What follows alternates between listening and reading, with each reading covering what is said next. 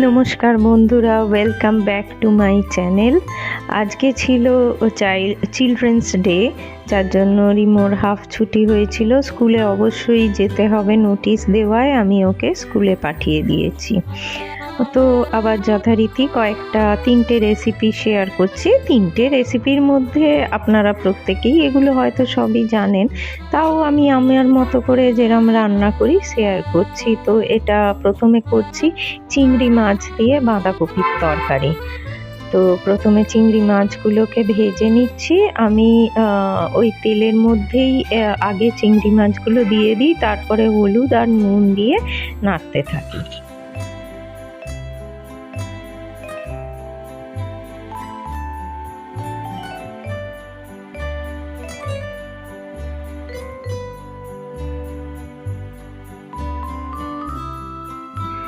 এবার এদিকে ফ্রাইং প্যানে তেল গরম করতে দিয়ে কাটা মাছ মানে কাতলা মাছ ভেজে নেব।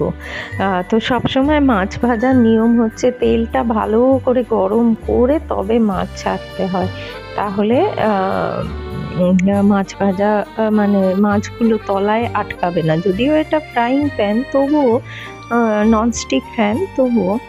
আর উল্টো দিকে প্রেসার কুকারে বসিয়ে দিচ্ছি ডাল। সকালের দিকটায় এই অফিসের তাড়াহুড়োর সময় 3টে বার্নার হয়ে আমার খুব সুবিধে হয়েছে, একসাথে 3টে রান্না আমি করতে পারি। তো জেনারেলি একই সঙ্গে 3 দিকে মন দেওয়া অসুবিধে, ওই জন্য এরকমভাবেই করতে হবে যাতে একদিকে মাছ ভাজা হচ্ছে তো আরেক দিকে আমি ডালটা একটু ভেজে নিচ্ছি। তারপরে ওটা সেদ্ধ করতে বসিয়ে দেবো। এর মধ্যে চিংড়ি মাছটা ভাজা হয়ে গেছে, তুলে নিলাম। এবার ওই তেলেতেই আমি অল্প একটু তেল অ্যাড করলাম, করে জিরে শুকনো লঙ্কা ফোড়ন দিয়ে দিলাম। চিংড়ি মাছ যে কোনো রান্নাতে পড়লেই খেতে টেস্টি হয়ে যায়। তো এবার এর মধ্যে আলুগুলো দিয়ে ভাজতে থাকবো। ইন দ্য মিন টাইম আমি ডালটাকেও নেড়ে চেড়ে নিচ্ছি।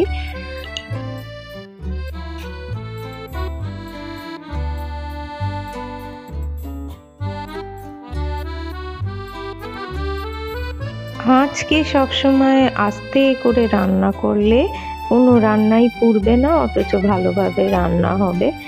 ডালটাকে এবার একটু ধুয়ে নিচ্ছি, ভাজার পর খাবার জল দিয়ে একটুখানি ধুয়ে নিলাম। এরপর আবার জল দিয়ে ওটাকে একটা সিটি দিয়ে নেব। তো জল দেবার পরে কয়েকটা কাঁচা লঙ্কা ভেঙে আর একটু সর্ষের তেল ওপর থেকে ছড়িয়ে দেবো, যাতে ডালগুলো ছিটকে প্রেসার কুকারের মুখ না বন্ধ হয়, ওই জন্য একটু তেল দিয়ে দিলে ভালো। আর ওইদিকে আলুগুলো একটু ভাজা মতো হয়েছে। এবার এর মধ্যে একটু জিরে, টমেটো, কাঁচা লঙ্কা আর একটু ধনে একসাথে মিক্সিতে বেটে নিয়ে এর মধ্যে মিশিয়ে দিলাম। আর কিছু গুঁড়ো মশলাও এর মধ্যে অ্যাড করে দেবো, যেমন হলুদ গুঁড়ো। আর যেহেতু কাঁচা লঙ্কা বাটা মশলায় দিয়েছি, ওই জন্য কাশ্মীরি লঙ্কার গুঁড়ো আর একটু গরম মশলার গুঁড়ো ছড়িয়ে দিলাম। দিয়ে আবার মশলাগুলো পুরো কষা হওয়া অবধি নাড়তে থাকবো।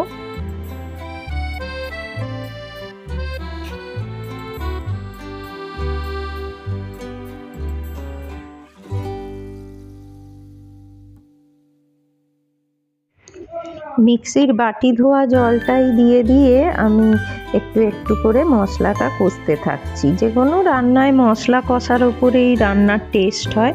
এর মধ্যে স্বাদ মতো লবণও অ্যাড করে দিলাম। এবার মশলাকে যদি না কষা হয়, অল্প কষে নামিয়ে নেওয়া হয়, তাহলেই কিন্তু রান্না খেতে ভালো হবে না।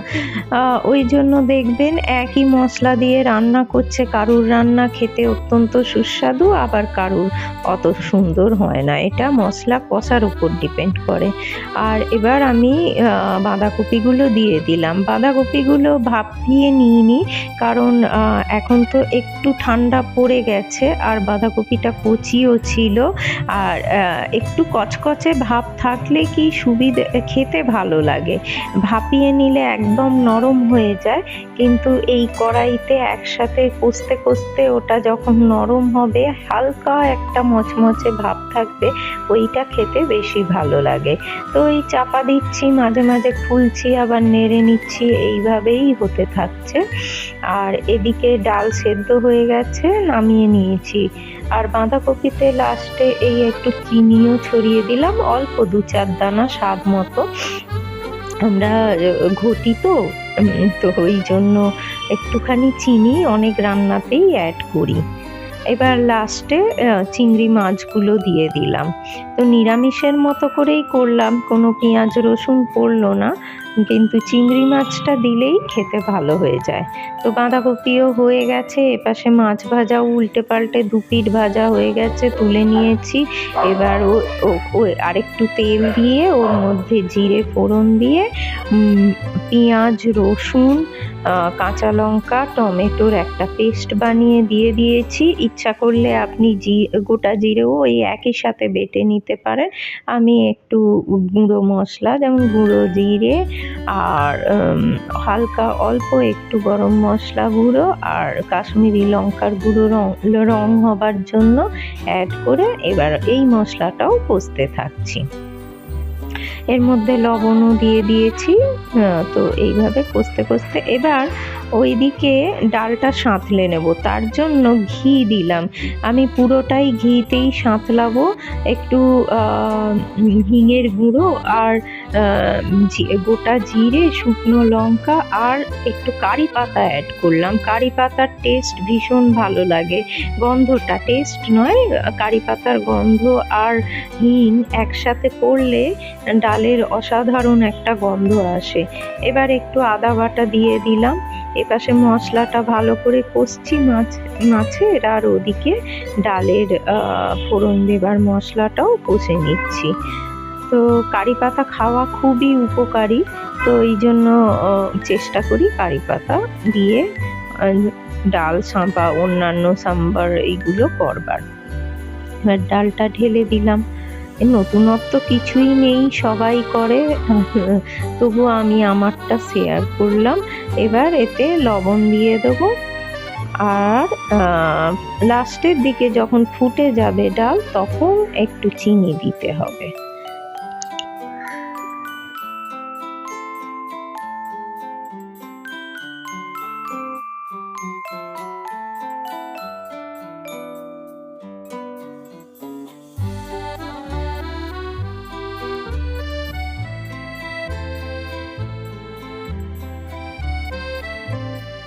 মশলা কষা হয়ে গেছে, এবার এতে একটু জল দিয়ে খানিকটা ফুটে উঠলেই মাছগুলো ছেড়ে দেবো। মাছগুলো ছেড়ে দিলে মাছের স্বাদটা এর মধ্যে ঢুকে খেতে ভালো লাগবে। এইভাবেই আমি জেনারেলি রুই মাছটা রান্না করি, অনেকভাবেই করা যায়, কিন্তু এইটাই বেশি ভালো খায় আমার ছেলে আর আমার বর, ওই জন্য এভাবেই বেশি রান্না করি। ধনে পাতা ছিল না, না হলে লাস্টে উপর থেকে একটু ধনে পাতা ছড়িয়ে দিলে আরো ভালো লাগতো।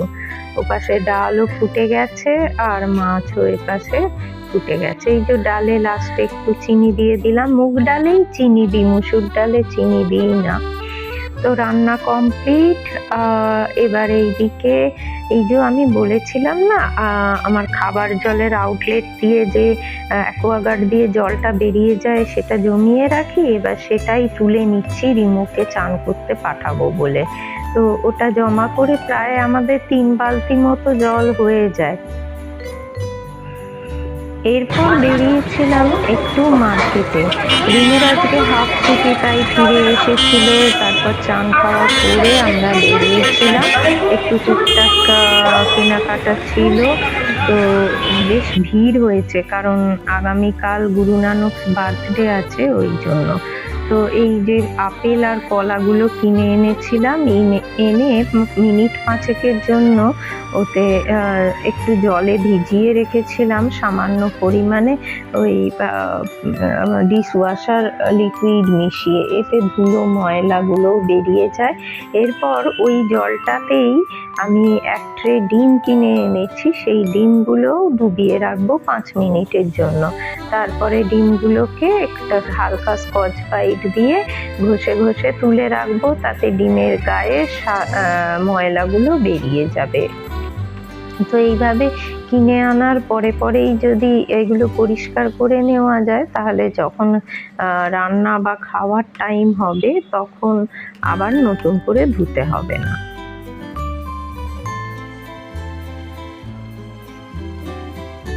আমি ফলগুলোকে জেনারেলি এই ডাইনিং টেবিলেই রাখি, তো সেই রাখবো বলে এসে একটু ডাইনিং টেবিলের কর্নারটা পরিষ্কার করে নিচ্ছি। আমার ডাইনিং টেবিলে এই ড্রাই ফ্রুটসের র্যাকটা রাখা থাকে, আর ফ্রুটসগুলো যেগুলো বাইরে রাখা সেগুলো এই ডাইনিং টেবিলের সামনেই রাখি, তাহলে কি সময় মতো খাওয়া হয়ে যায়। এই দেখুন, নুন আর গোলমরিচটাকে আমি ওই ফেরেরো রচারের যে ক্যাডবেরিগুলো আসে তার বক্সে করে রেখেছি। এই বক্সগুলো আমার ভীষণ ভালো লাগে, ট্রান্সপারেন্ট এবং পুরো স্কোয়ার বা রেক্টেঙ্গুলার শেপের হয়, তো ওর মধ্যে জিনিস রাখতে সুবিধে হয়। আর এই ড্রাই ফ্রুটসের র্যাকটা ভীষণ সুবিধেজনক। ড্রাই ফ্রুটস আমাদের বাড়িতে ওর বাবা ভীষণ, রিমোর বাবা খেতে ভালোবাসে, আমিও একটু ভিজিয়ে রাখি নাটসগুলো সকালে খাবার জন্য, তো কিছু সিডস আর নাটস এর মধ্যে সাজিয়ে রেখেছি।